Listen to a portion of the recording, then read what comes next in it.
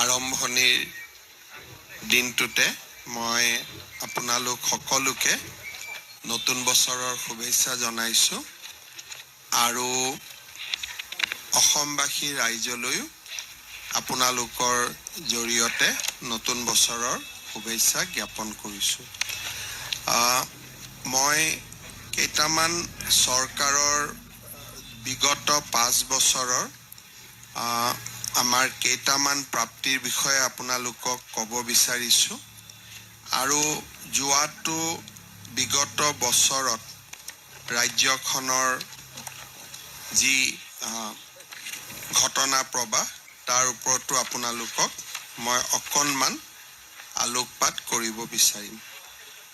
প্ৰথমতে আপোনালোকক মই এটা ভাল খবৰ দি আজিৰ মই সাংবাদিক মেল বা সংবাদ মাধ্যমৰ আগত আমাৰ বক্তব্য ৰাখিব খুজিছো। ভাৰতীয় ৰিজাৰ্ভ বেংকে 2020 আৰু 25 এই 5 বছৰত অসমৰ ইকনমিক বা অসমৰ বিত্তীয় ব্যৱস্থাক দেশৰ ভিতৰতে ফাষ্টেষ্ট গ্ৰয়িং ষ্টেট হিচাপে ৰিকগনাইজ কৰিছে আৰু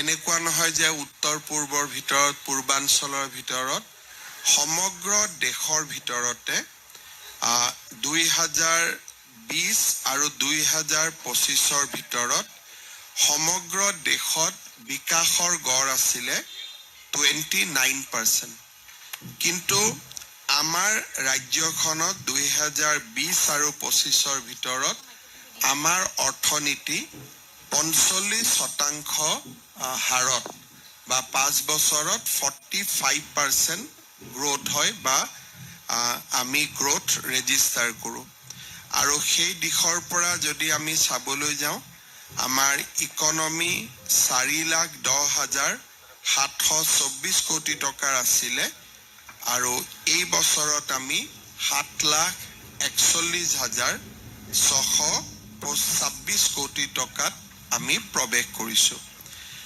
আৰু যদি আমি ইয়াক পাৰ্চেন্টেজত যেতিয়া আমি চাব যাওঁ it is a growth of 45% আৰু নিশ্চিতভাৱে আমাৰ ৰাজ্যখনৰ অৰ্থনীতিয়ে যোৱা 5 বছৰত এখন বিকশিত ৰাজ্যৰ ফালে আমি অগ্ৰসৰ হোৱাৰ দিশত আগবাঢ়িছো।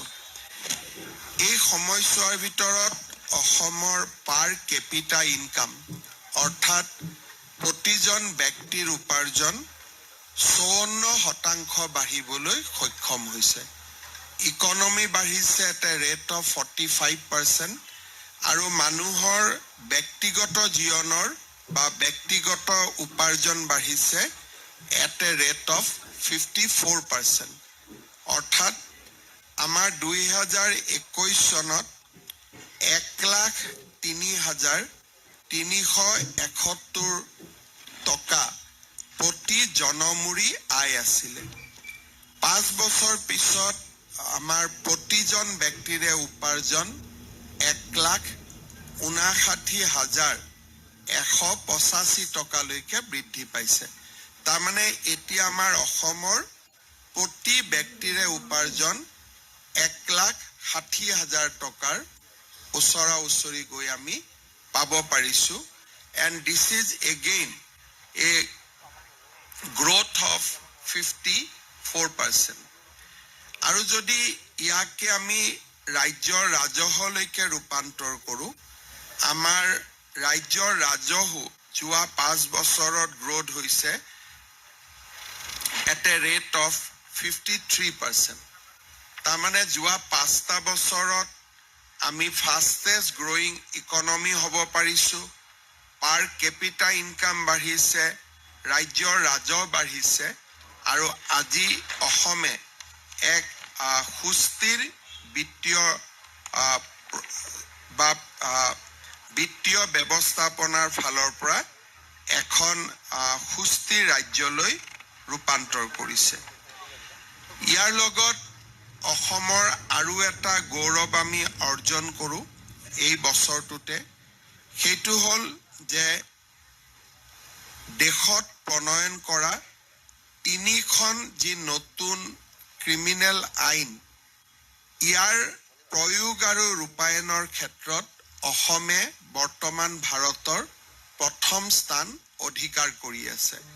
আমাৰ পিছতে হাৰিয়ানা আৰু আমি 3খন ক্ৰিমিনেল ল ৰূপায়ণৰ ক্ষেত্ৰত আজি আমি